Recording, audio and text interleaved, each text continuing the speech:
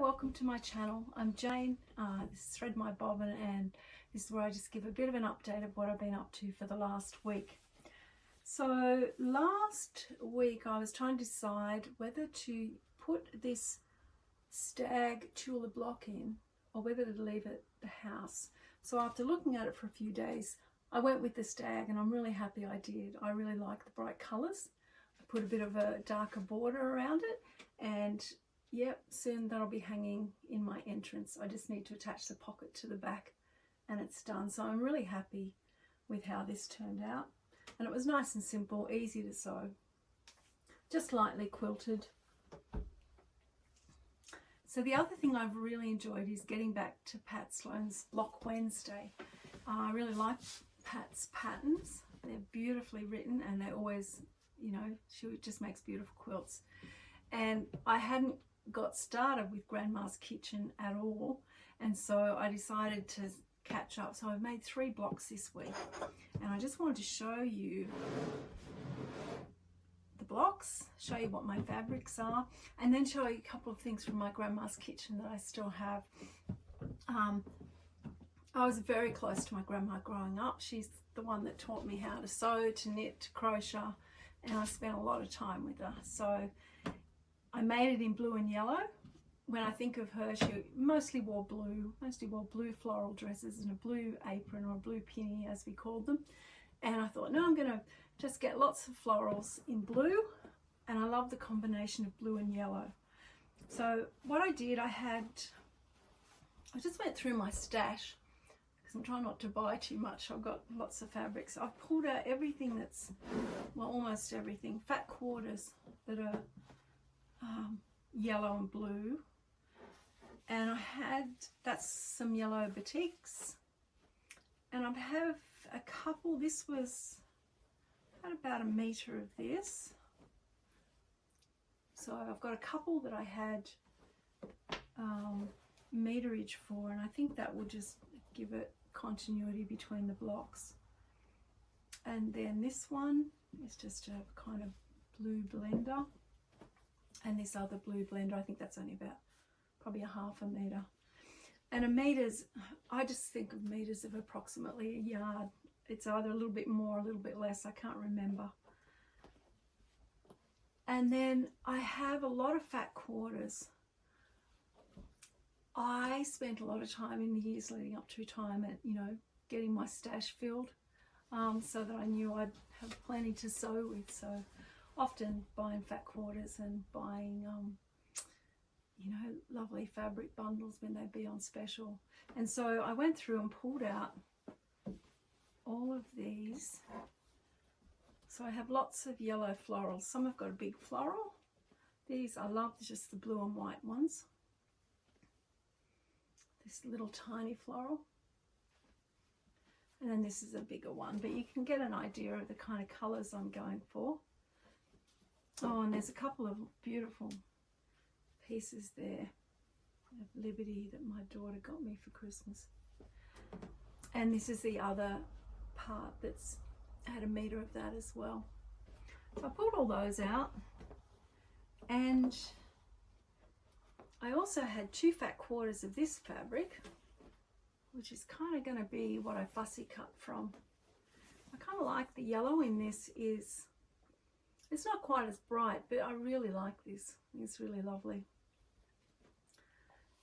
And the blue there is kind of almost like a periwinkle blue. So I'm happy to be started on Grandma's Kitchen, and I'm enjoying remembering my grandma while I'm making it. I'll show you the blocks.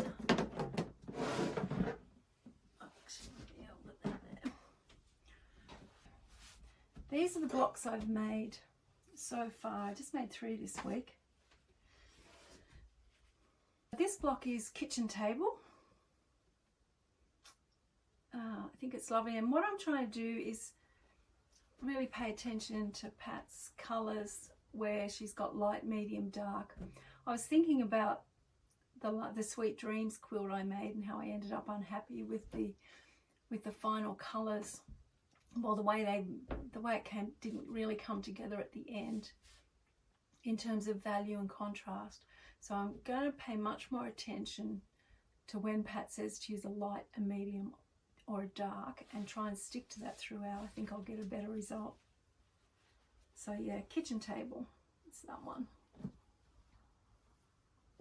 And this one is sticky buns. My grandma used to actually call them finger buns, and they used to come with they were long like that, and they came with pink, bright pink icing on them.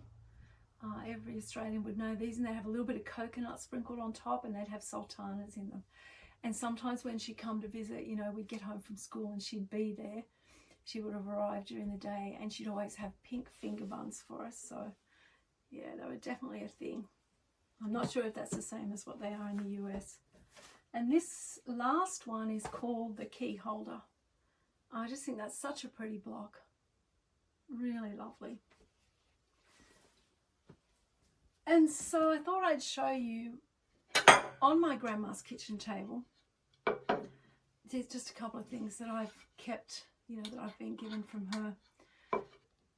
Yeah, I spent all my holidays pretty much with my grandma, most of them, and often some of the term time as well. And meals there were just, you know, 7 a.m. was breakfast, 10 a.m. was morning tea, 12 midday was lunch, 4 o'clock was afternoon tea, and 6 o'clock was dinner. That's just how it was. And morning tea and afternoon tea, there were always little cakes, little slices, like she did all the baking. You know, breakfast was bacon, eggs, cereal, porridge, sometimes fish, because, you know, she lived on the coast. And so everything was a meal, you know, English background, so they're good big English breakfast, baked beans on toast.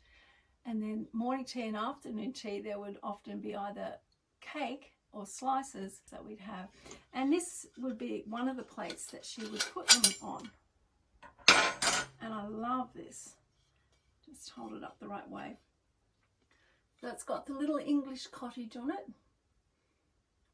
And, you know, the kind of gold colour. It's just beautiful. And she wasn't English. She was born in Australia, but kind of that ancestry is English. My ancestry is English, Scottish, German. And so I loved it as a kid. You put the slices on there, and then you put the on, and then that would go on the table. And the other one that she had a plate on the bottom, and then a second tier plate, which she would use as well, more when there was something good on, whereas this one did get used most days. So I love that, and that just reminds me of a lot of very happy times at my grandma's. And the other thing I have is this teacup. And this wasn't one that I remember her ever using, but I remember, you know, that it was a good teacup. And so it's kind of got a mother of pearl look all over it.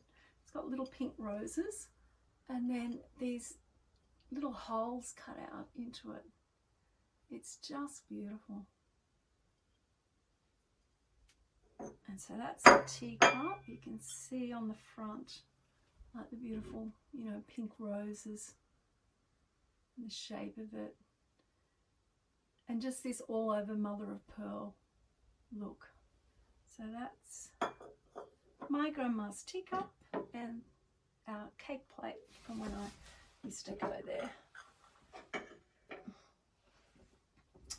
The other thing I've been working on, I'm not going to show you all of these because I've got a video coming out tomorrow and then one the following Friday, but I've been working on the Quilted Witch, and I do have some of those blocks there behind me.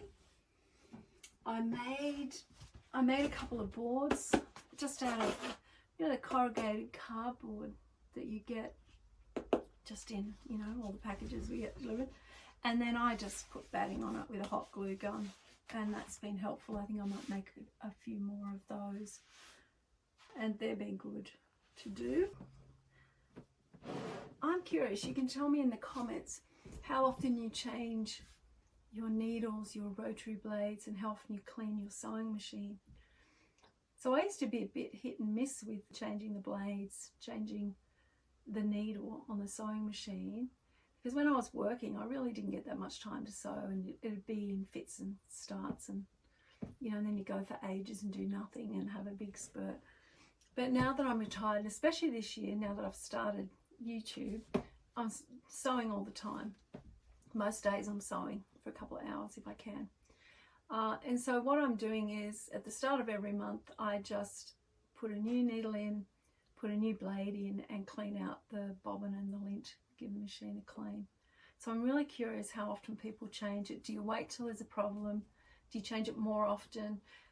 How do you work out when to change those things and when to clean your machine? So let us know in the comments. I'd be really interested to see what people do. I think keeping it clean really helps your machine stay working well. So I've always been pretty fastidious about cleaning. In the past, I haven't been so good about changing needles, so I'm trying to do that more often, and it does make a difference. I'm trying to get back in a routine. So tomorrow, Friday, will be the video of the Quilted Witch, and then once a week to do an update of what I've done, and then maybe once a month I'll catch up on the UFOs and show what my 15 minutes a day is, all at the same time. So it's a month's worth instead of a week's worth. Yeah, have a great day wherever you are and whatever you're doing, and I'll see you next week. Bye.